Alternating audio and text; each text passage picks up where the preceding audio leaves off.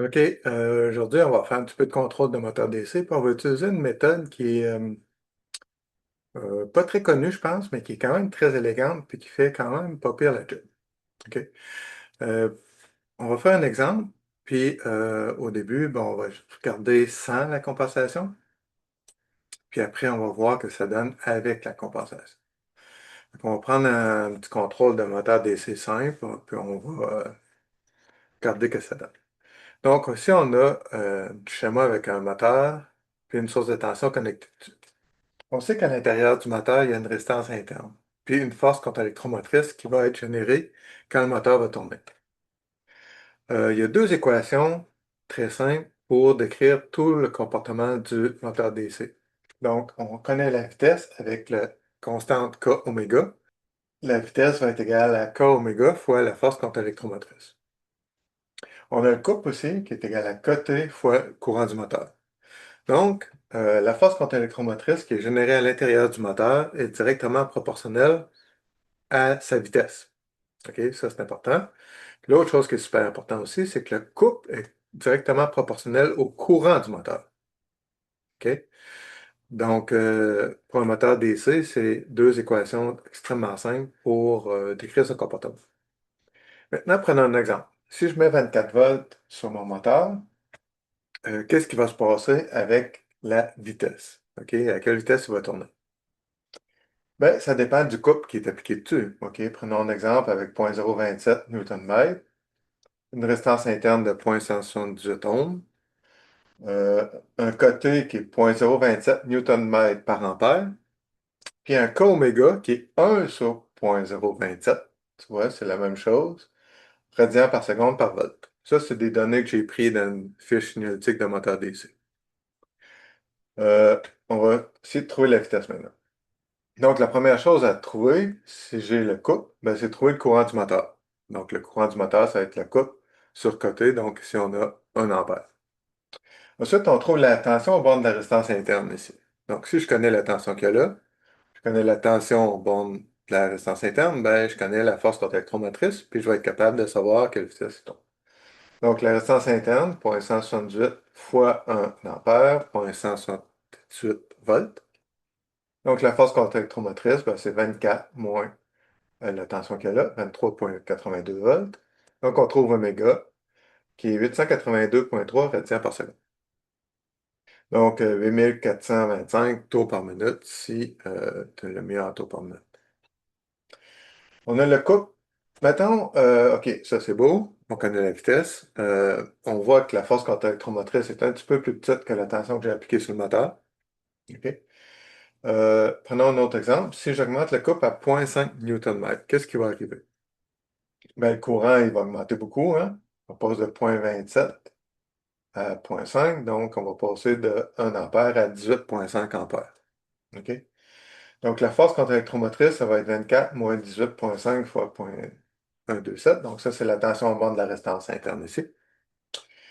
Puis, on va trouver un oméga de 770 radians par seconde. Donc, 7352 tours par minute. Cool.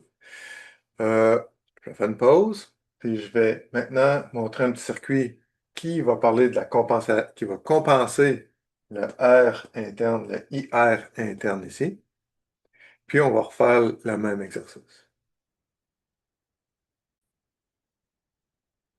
OK, j'ai ajouté quelques éléments dans mon circuit ici. Donc, premièrement, ici, c'est exactement le même moteur. J'ai ajouté une mesure de courant avec un gain. Le gain, je l'ai mis égal à 0,178. OK? Donc, ça va prendre le courant qu'elle a, multiplié par 0,178, puis ça va me donner une tension ici qui va être égale à ça. Puis ici, qu'est-ce que je fais? Ben, je prends mon 24 volts, puis je l'additionne avec la valeur que j'ai ici. OK? Donc, la tension qu'il va avoir ici, ça va être 24 plus le courant fois 0,178. OK? Ça, c'est la tension que je vais appliquer à mon moteur. OK? Donc, on prend le même exemple ici, c'est la même chose.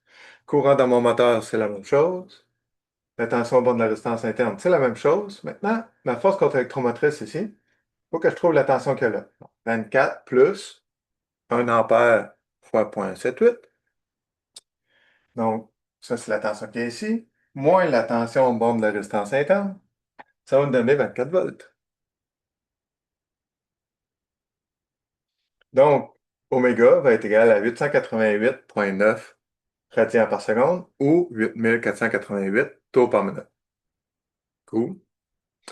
Maintenant, si je mets 0,5 Nm, le courant reste pareil.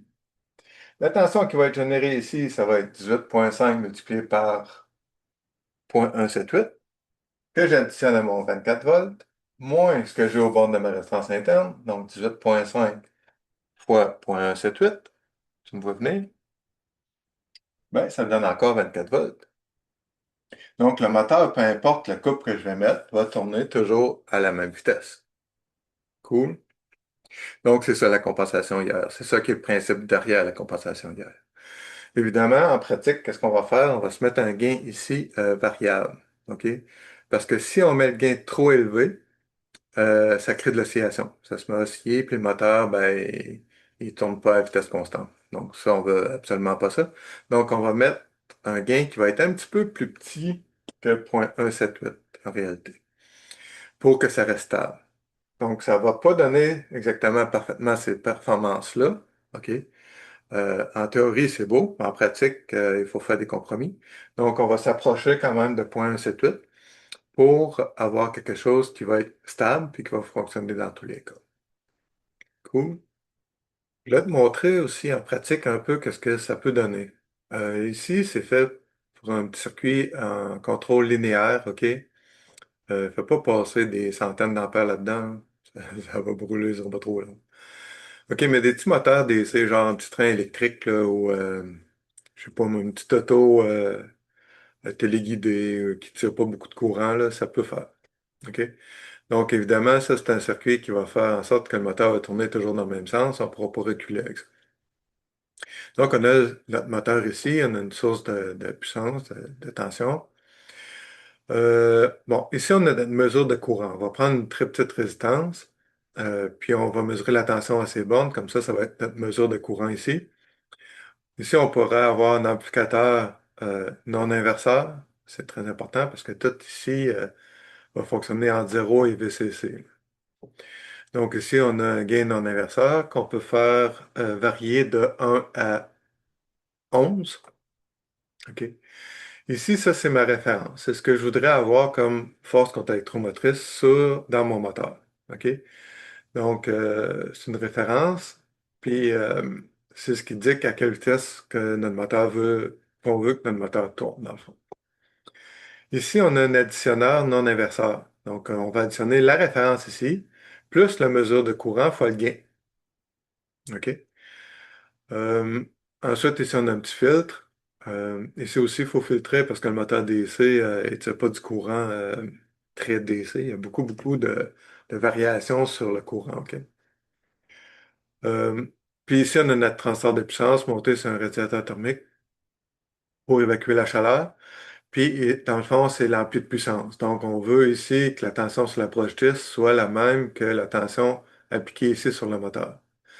Donc, la tension que je vais avoir ici, ça va être la tension de référence plus le courant fois un certain gain. Donc, ici, je vais avoir tout le temps, plus que je vais tirer de courant, plus que la tension ici va être élevée, plus que la tension au moteur va être élevée, puis plus que le moteur va être capable de garder sa même vitesse, peu importe le courant qui passe dedans. Cool? OK, j'espère que maintenant tu as compris c'est quoi la compensation hier. Donc, dans le fond, ce que ça fait, c'est que ça compense la tension qui est au bord de la résistance interne pour que la tension euh, qui est générée par le moteur soit exactement constante, peu importe le courant qui passe dedans.